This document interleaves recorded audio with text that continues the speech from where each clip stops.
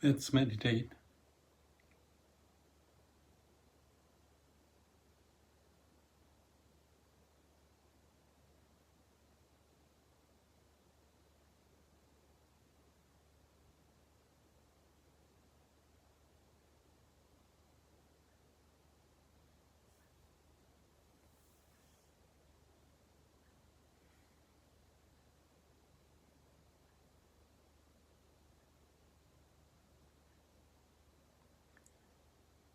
It was a traveling day for about 6 hours to come to this small town south of Mount Fuji next to the ocean.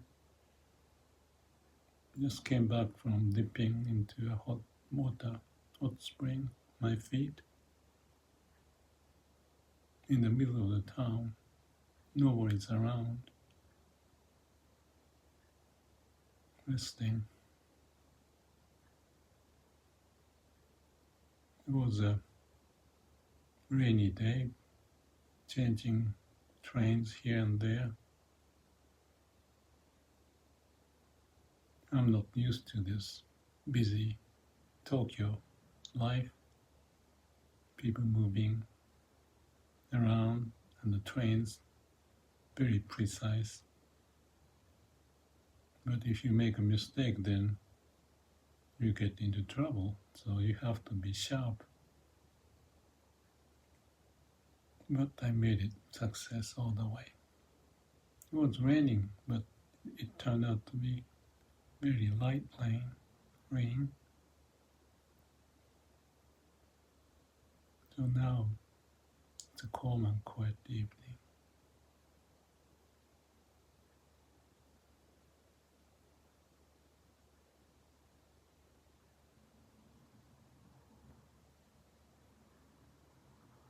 You know, I'm glad that I'm doing this.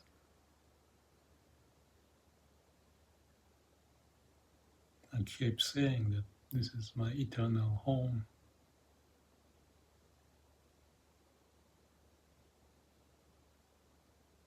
Nirvanic, eternal form.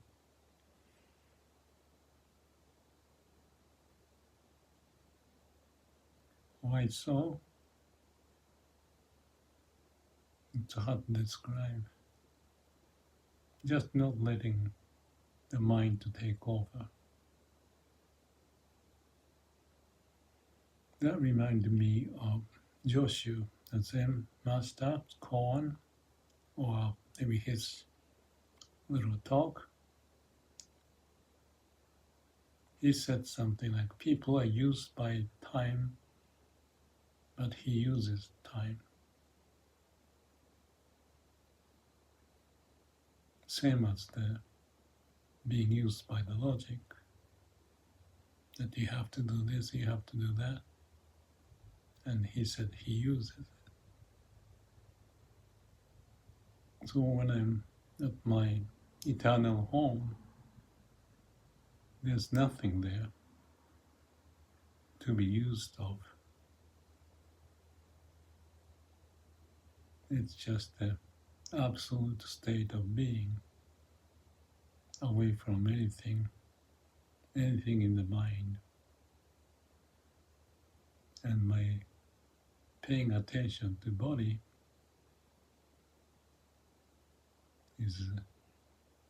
could be breathing, or this bubbly sensation, blissful sensation in the body.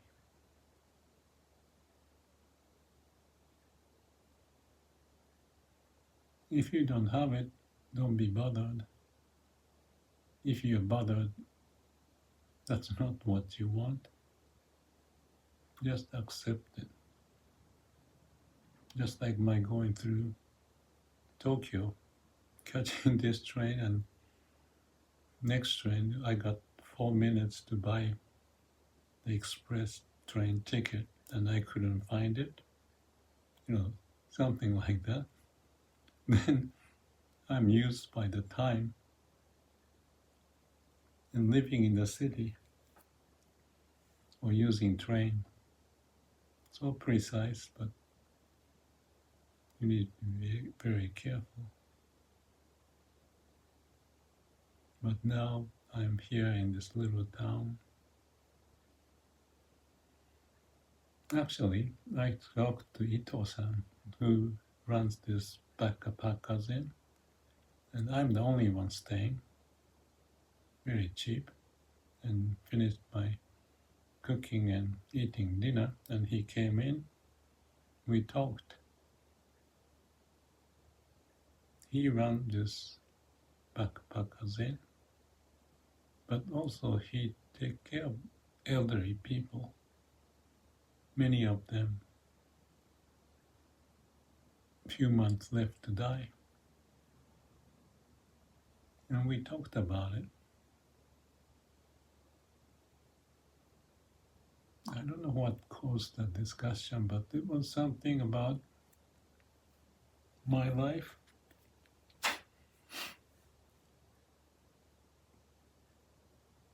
I don't remember how it started.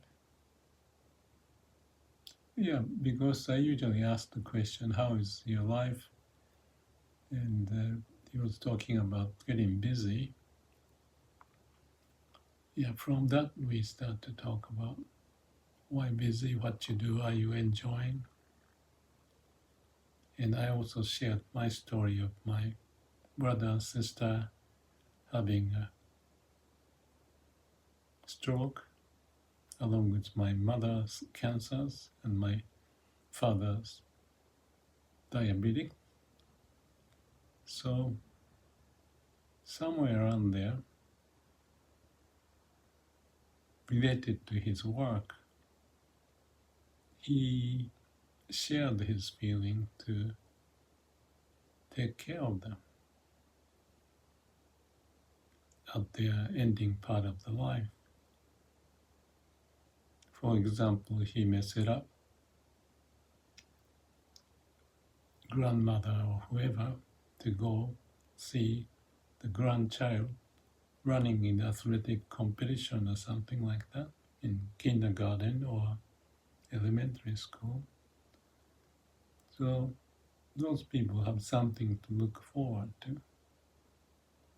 And that's the main theme of our discussion, that what is that we look forward at toward the end of life? And I was comparing to what he does and what I do, even with these YouTube videos. That's the mission or temme or order from heaven that I may have found after writing books and this and that. I wanted to keep sharing something. I use the word, I have the window to connect to the world.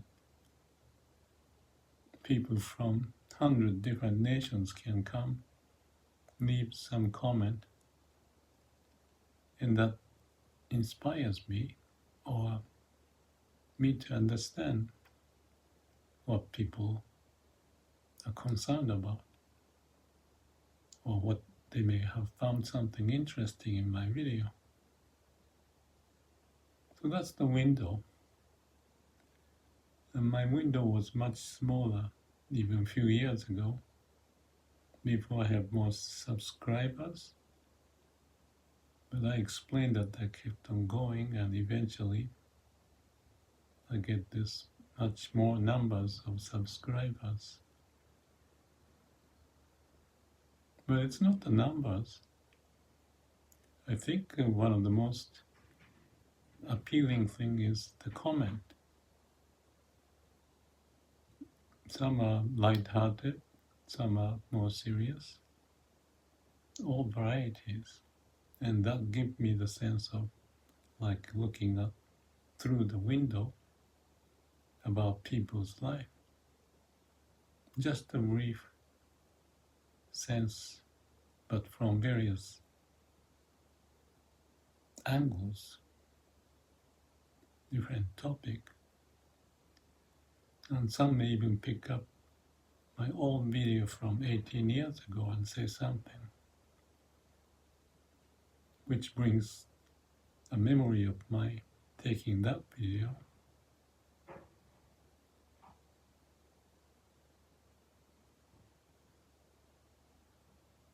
So it's lots of kind of like multi-dimensional checking and balancing what's going on, how we live.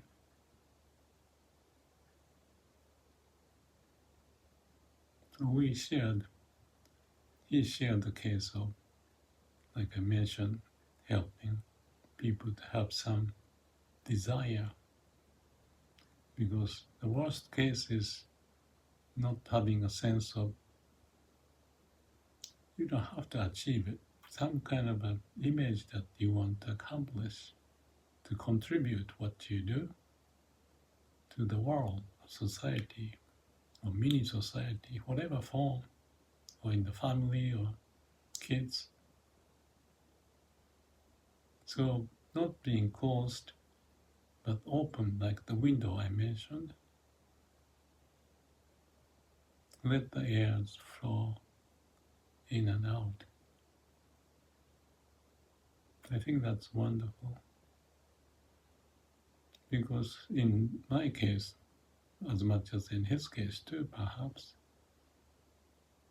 there's not much of an ego, but just wanting to share something. So it's more genuine coming from the heart. So I'm glad that we have this discussion with Ito-san. It was 3 years ago, I think. Before that, I stayed in Zen temple, but temple closed, so I started to work here voluntarily, no pay, but get to stay and take care of people coming. 30–40% maybe foreigners, all different people. It's fun. Whatever way they find. Many people, or most people here in this town doesn't speak English.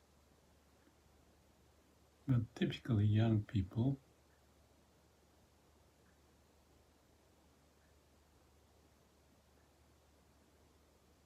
and looks like that trend is keep going, even remote town like this one.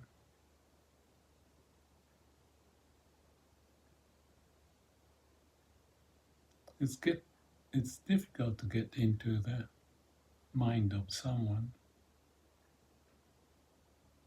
but we have this intuitive sense, gesture, smile, eye movement, respect,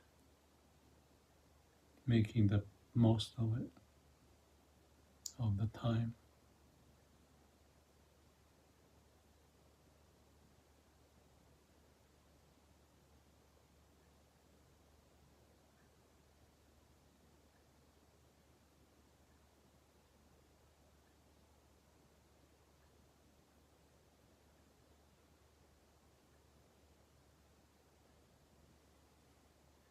So another story today is that my friend,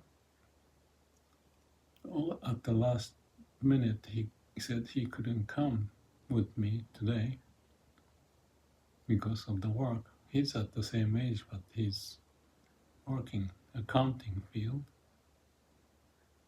So he was feeling sorry about it. But today, after one day in the evening, he said he'll come tomorrow. He was so apologetic about the fact that he couldn't, but he made it. It looks like.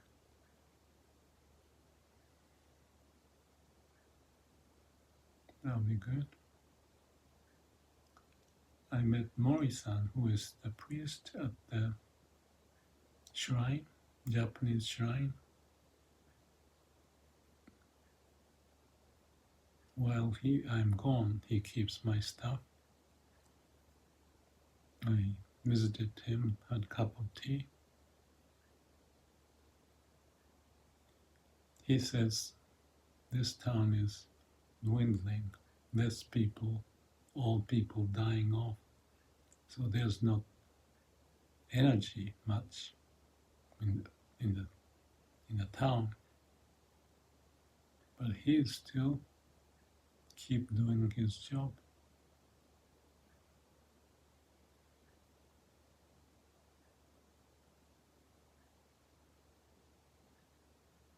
I had a discussion which is the one continues from my last visit. He cannot find a person to follow up his job as the priest.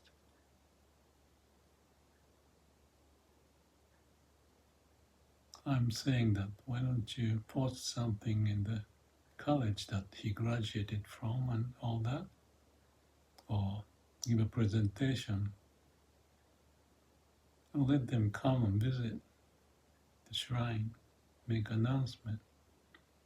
And he's hesitant. He wants the village to have the energy and interest by someone, but he's very pessimistic about it. So that question is not resolved.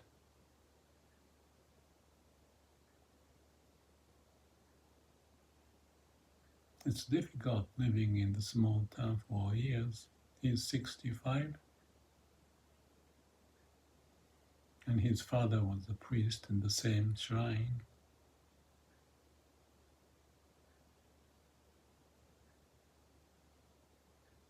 But dedicated.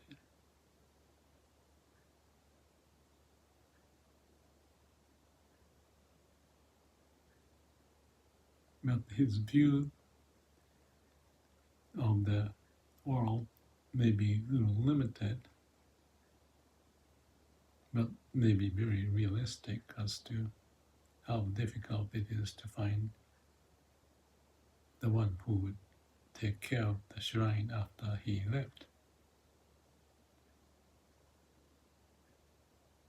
Those are common concerns by the people here. Although some young people come and start to do some new business, but they are the ones who likes the nature, don't want to stay in the big city or burned out or something like that.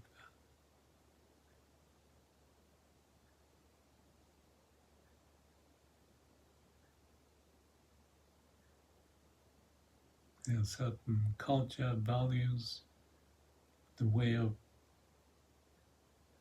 living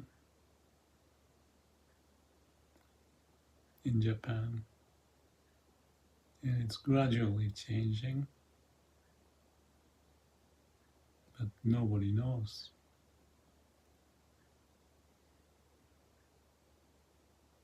What may happen.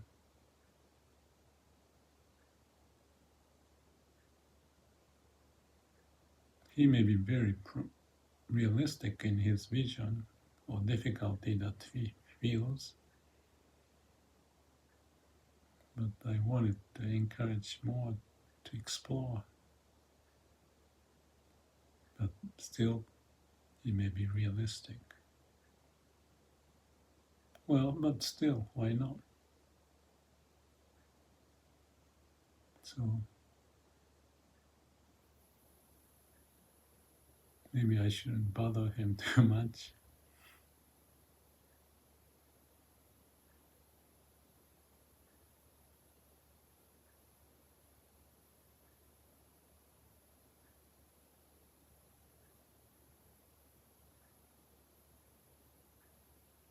Anyway, after a long trip, with going through some rain, safely arrived, meeting few people, had dinner, had the little jump into the hot water.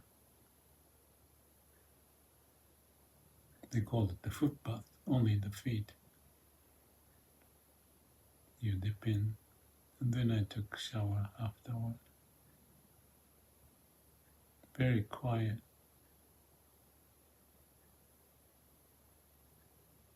This time I only stay 3 weeks, a little bit more than 3 weeks, much less than usual. We'll see how it goes.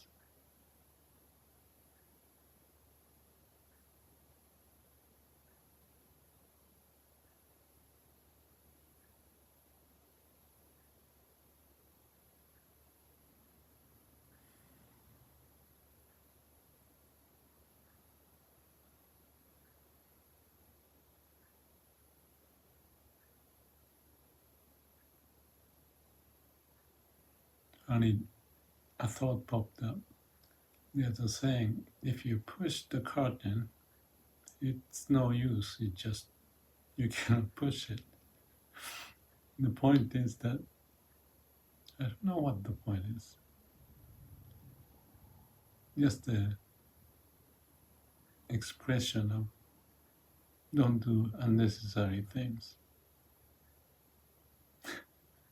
So meditation may be a good way to settle, don't do, and no action, just like Taoism,